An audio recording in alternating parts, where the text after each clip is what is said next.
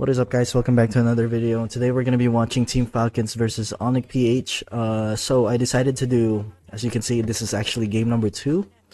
Just so that we see to an extent to where Team Falcons actually abused the draft where they banned like a lot of assassins, right? Because for game number 3, Team Falcons ended up winning, but Onic PH could have picked Hayabusa actually, or some sort of hero like that, so that he still plays assassin, but they ended up picking Barats, which I'm not really sure why. So anyways, this is why we're gonna be reviewing game number 2, even though I usually review the winning game for each series. I guess we'll make this one as an exception. Okay, so as you can see in the draft, we see Team Falcons banning out the Fanny and then the Joy, and then for Onic PH they banned the Badang, Harith, and Matilda. In this case, they could actually like first pick a Suyu if they wanted to. So like in this scenario, Onic PH is not even forced to like play utility or play like a fighter jungler at this point.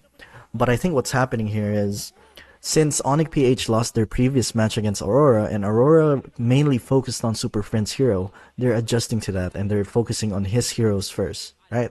Which is the Eve. And now in this case, if you're Team Falcons, you're thinking, okay, they're gonna focus on Super Prince heroes, he already has his hero, now let's focus on King Kong's hero. So they're gonna get the Suyu and the Granger, okay? They're gonna get the Suyu and the Granger here just so that they can deny pick the Suyu. Anyways, for this one, like they could still play Nolan, Hayabusa, or something like that if they really want to prioritize King Kong's hero. But in this case, like if you've watched my previous videos as well, and to where I watch Onic PH, even during the M series or even in ESL, every time King Kong plays like utility or fighter, he's not as explosive. And now don't clip me for this, because all I'm saying is he's not a bad utility player, or he's not even a bad fighter player. Like we've seen him play alpha and won a game, right? I'm just saying it. All I'm saying is like he's not as explosive when he uses assassins. It's not his specialty. His specialty is assassins, right? He's known for that. So that's why they win more often and at a higher percentage when he plays assassins. And people got really mad at me for throwing out like a statement like that. But anyways, we're gonna see it in this series, right? Irithel's picked because he wins matchup against Granger technically, or not really win, but like it still depends on how you play it out. But in most cases, Irithel is pretty good against Granger. They picked the CC as well. I'm not really sure why they picked the CC so early. They definitely could have prioritized King Kong first here. But for Falcons, they actually have a really insane lineup right now, and a lot of teams have been doing this, specifically in scrims as well, not just in tournaments. So if you notice their lineup, just by these 3 heroes alone, their poke is insane. Like literally insane. Granger Farsa poke is insane.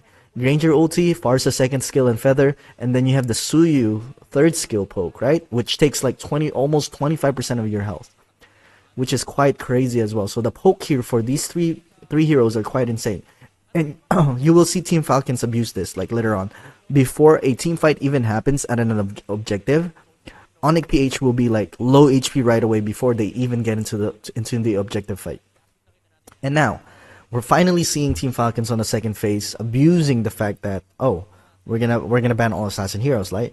There's Nolan, and I believe they're gonna ban Hanzo as well, which is actually pretty good against these heroes. It's actually really good, and Hanzo would have been really good here as well. I'm not really sure why they banned the Badang. Alright, the reason why they didn't pick Nolan and Hanzo here is probably because they're scared of a Phoveus pick here. So that's why they banned it on the second phase. But in my opinion, if you're a very assassin heavy team just like Onic PH, they should start banning Phoveus like if their first pick. Right here. They should start banning Phoveus instead of Badang. I would rather deal with Badang rather than Phoveus on a team fight. Phoveus is so strong on team fight against Suyu, Nolan, Hanzo, and heroes like that, right? Mostly assassins. He's pretty much an anti-assassin.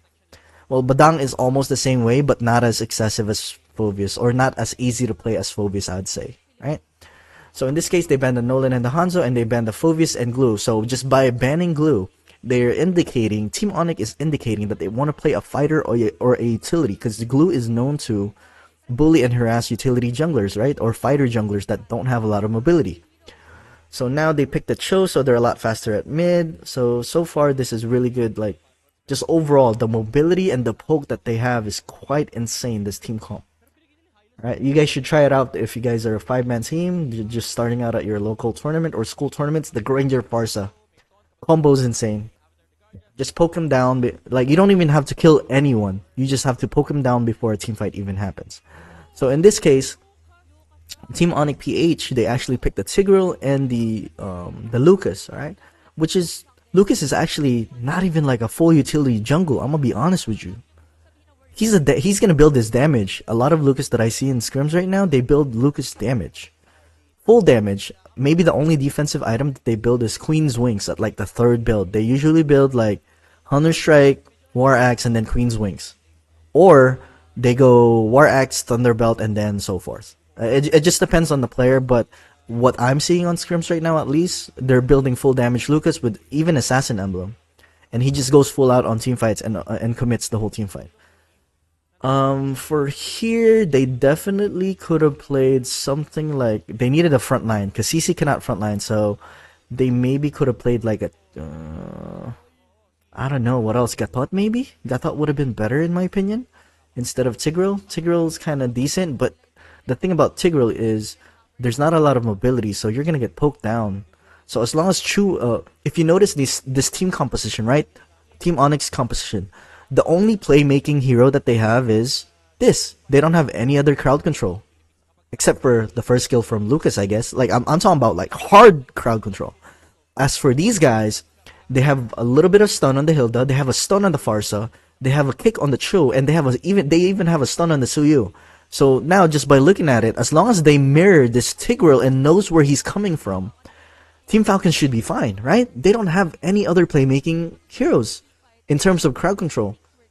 What Irithel could do is he could just go into the backline, but it's going to be really hard with Hilda going into your face, right? Or with Suyu's first skill. The threat of Suyu first skill. It's going to be really hard, right?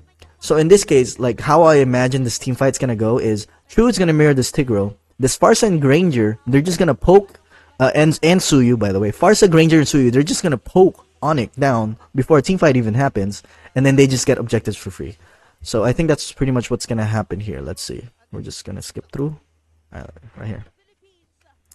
Alright. So knowing the Lucas clear, so it's very good knowledge to know how fast each hero clear, especially by themselves, specifically by themselves. Alright, so Lucas clears slower than Suyu, as you can see. Suyu is on his red buff right now, and Lucas is not even on his red. He's just about to be there. So knowing that, Team Falcons might bully this, or might how do you say this, might take advantage of this and invade like a green or something, right? But in this case, since we know that Irithel has a pretty good matchup against Granger, and then Hilda doesn't have a good matchup against CC. I mean, it's not even a CC's not a hard counter to Hilda. Hilda could sustain CC's damage, but since it's not like a full counter lane matchup, Chu, after the first wave, Chu went to the XP lane right away just to give Flap a head start. And we could see Kirk having a hard laning phase here, right? Because even Suyu is going around in this side of the map, so he cannot overextend.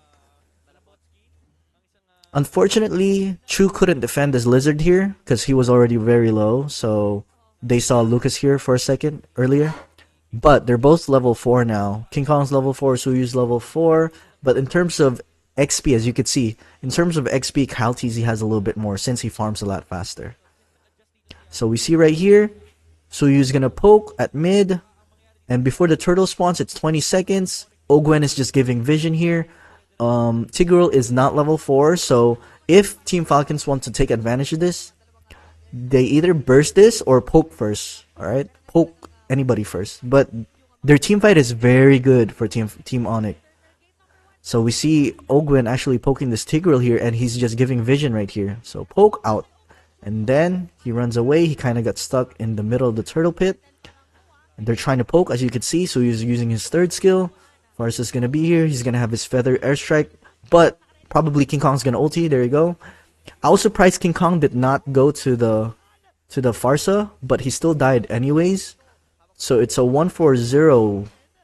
3-4-1 trade. 3-4-1 trade plus the turtle. So it's definitely in the, you know, I would say in favor of Onic PH.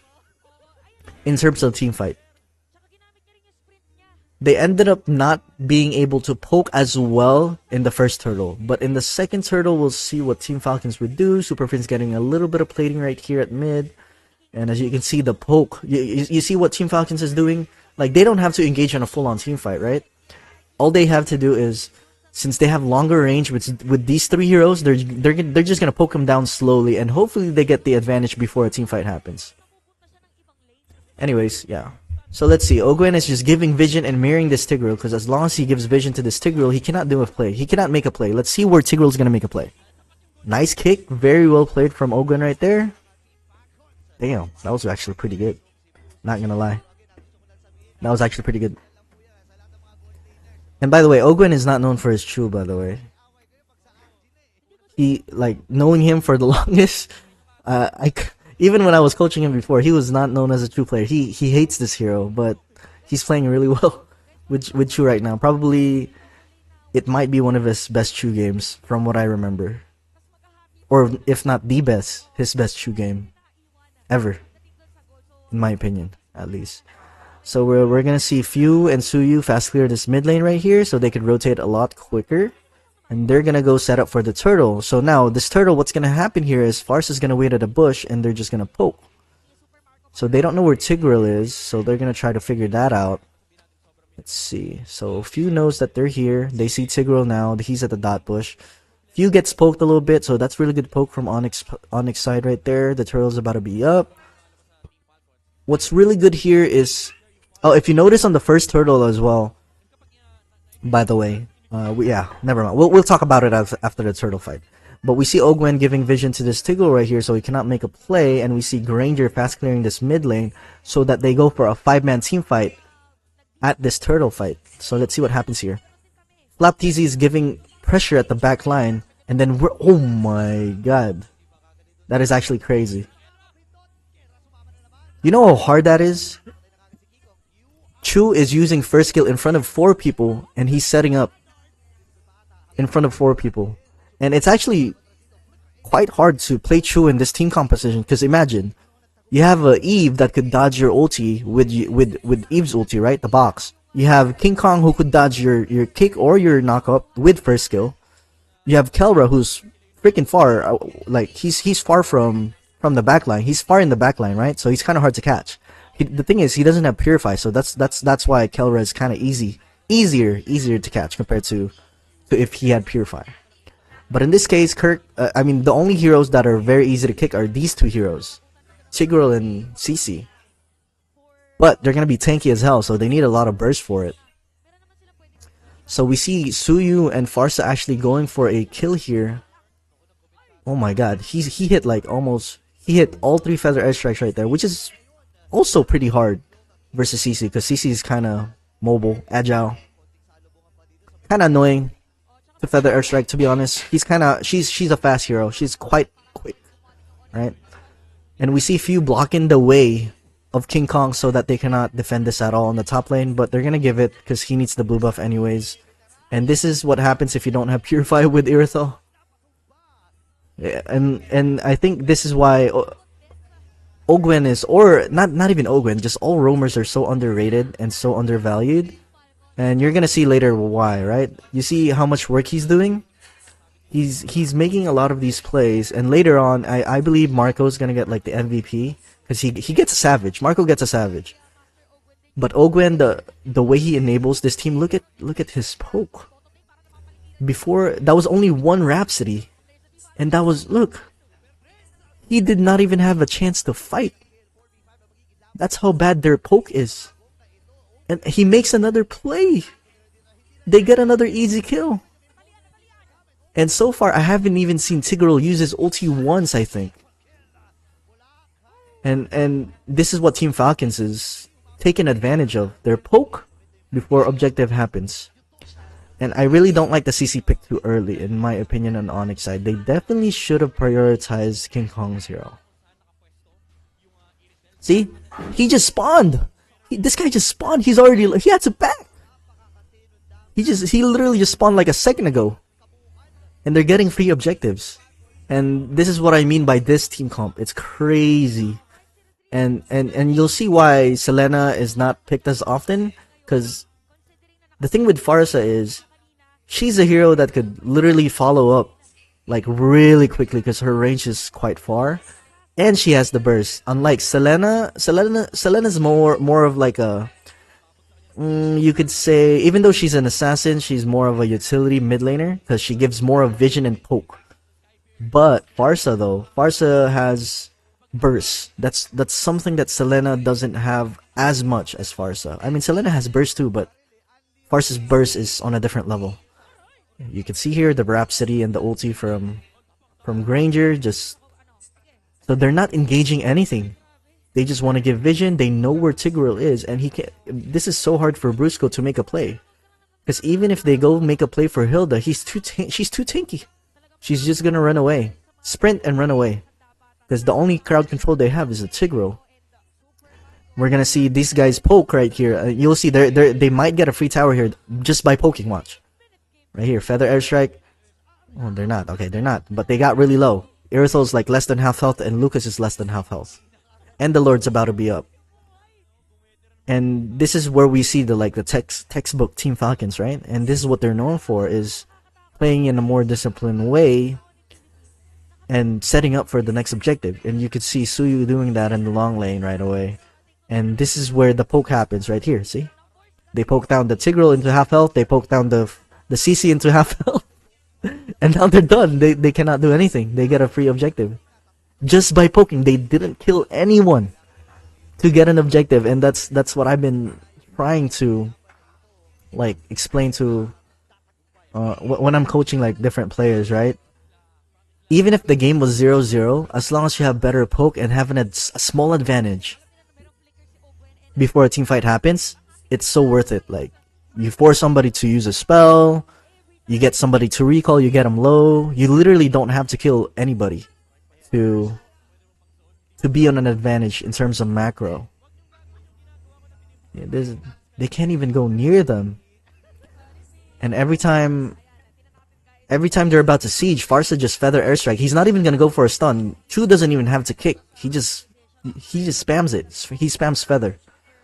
And this is what a lot of Chu players don't have, in my opinion, is just giving presence. As you can see, watch what he's gonna do. He's just gonna give presence, show himself. He doesn't have to do anything. He just goes like this. He's just gonna first kill back and forth. Yeah, like that. Yeah, see? He's just gonna first kill back and forth and kind of scare them away. Because he has Flicker, right? He could make a play if he wanted to. But since Falcons just want to chip the tower down slowly, he doesn't have to, because they're just gonna poke him down. They don't have to make an engagement because they're so ahead. They're 8k gold lead. They're gonna poke down. Tigreal's gonna make a play here. He's looking for a play. Look. He's looking for like an opening, at least. He's gonna conceal. No, he's not even gonna get it. His mobility is way too fast. So as long as they know where this Tigreal is, it's kind of hard to be Team Onic right now. Anyways, they're gonna chip down this top lane as well. As you can see, all 5 members of Team Falcons are gonna conceal here. They're gonna scare him away. See, he's concealing, but not to... He's not concealing to make a play. He's concealing to kind of give presence. And this is the play that Brusco got, which is unfortunately they only got 1 player out of it, I think. Oh my god, no, they didn't get anyone. Never mind. I thought they got the Hilda from that. So they just chipped this down before before the Lord happened, and Onic, they're forced to kind of just defend and cannot do anything about it. So, in my opinion, like, King Kong is not even playing bad. I think it's just that Falcons, they're just playing good with their team comp, in my opinion, right? And what I said earlier in the draft, like, King Kong is not even a bad utility. He's just not as explosive or not as impactful as when he is as an assassin. And the poke meta that Team Falcons has is, I think if they stick with this meta, with the poke and objective and just taking objectives one by one, they are a contender. They will be a contender if they just stick to this meta that they have. And this will only happen if there's no Harith on each side. So since Harith is usually banned in the first phase.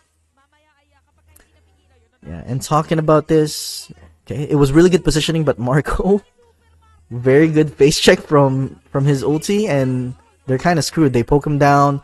They get a sandwich right there. Very nice done. Very nice ulti from Tigreal though. Almost killed the Suyu. It would have been worth it if they killed the Suyu, but unfortunately they didn't have enough damage on Eve and Irithel. And they get a free objective again.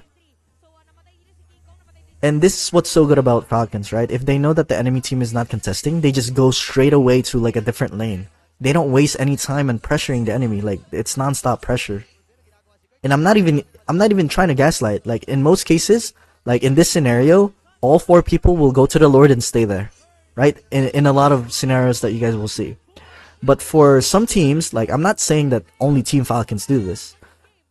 What they do is, if they know that nobody's gonna contest this Lord, they let Suyu do it alone, and then they just go straight to a different lane and pressure. It's like ongoing pressure.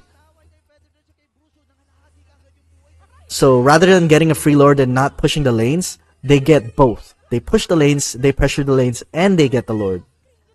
And before the Lord even spawns, they got all the base towers. So it's gonna be a lot easier for them to flow these minion waves, right? Without these base towers up. But let's see here. I'm expecting poke, and then Onic PH can't do anything about it. This is pretty much the story of game number 2. And to be honest with you, Ogwen has been playing out of his mind, and I think he should get MVP here. You see what I mean? Like, openings like that is what... I know he didn't kill it, but it's like a big deal. It's definitely a big deal to have an opening like that. Because look at the Lord. They weren't able to defend this at all, and he gets a he gets a savage because he got free hit at the back line. It was a play just to get their formation broken, pretty much, for Onic PH. And in this case, I guess the conclusion is King Kong did not even play bad. It was just that Falcons did really good with their poke, I would say, and Ogwen played out of his mind. Probably his best True game to date, in my opinion. Knowing that True is not even his signature hero, right? He's more of like a Ruby, Edith, Grok, Mathilda, those types of heroes, where it's less mechanical. I would say less mechanical heavy than compared to True. So definitely really good game from Ranger and the Farsa. But in my, let's see who they give the MVP to. They give the MVP to Marco. Okay, probably because of the Savage. And this is what I was talking about earlier, where, you know, when someone gets like a highlight play like this, especially from a damage dealer, I'm not trying to disregard what Marco did, right? But what Ogwen did was quite insane, to be honest with you, right? All the plays that he made right here, he had like 4 or 5 TikToks, like insane TikToks, and in a timely manner as well. They weren't like highlight plays where he just wanted to make a play, because a lot of Chos that I see, because I've coached a bunch of teams, right? And a lot of Chos that I see is whenever they have a flicker and a kick for Cho, they just make a play as soon as they get the flicker up, right? But for Ogwen, he doesn't use it until he needs to make a play. So it's the timing that matters, right? Is it before the turtle fight? Is it so that we could push a tower? You know, it's not a lot of nonsense. So his engagements were like reasonable. You see what I mean? Whenever he, as you can see, most of the time during this game, he was mirroring the Tigreal, right? But whenever he goes aggressive, it was in a timely manner. So that's what I'm trying to explain to a lot of true players, that they don't understand, right? Yes, you can make a play, but is it at a correct timing is what matters. But anyways, yeah, let me know in the comment section below what you think Onic PH could have done in the draft or in the game so that they could win. Because I still think this is a winnable game, technically. I mean, any draft is a winnable game, to be honest. But their poke was just insane. I think if they snowballed a lot better after the first hurdle, definitely winnable, in my opinion. Or if Chu wasn't able to get a lot of those plays off on Brusco, then I think Onic PH definitely could have won this game, in my opinion. And you could also comment down below what Team Falcons did really well during this game, like the poking, the map pressure, the river control, and stuff like that. Alright? So yeah, that's all that we need to talk about in this video, and I'll see you guys on the next one.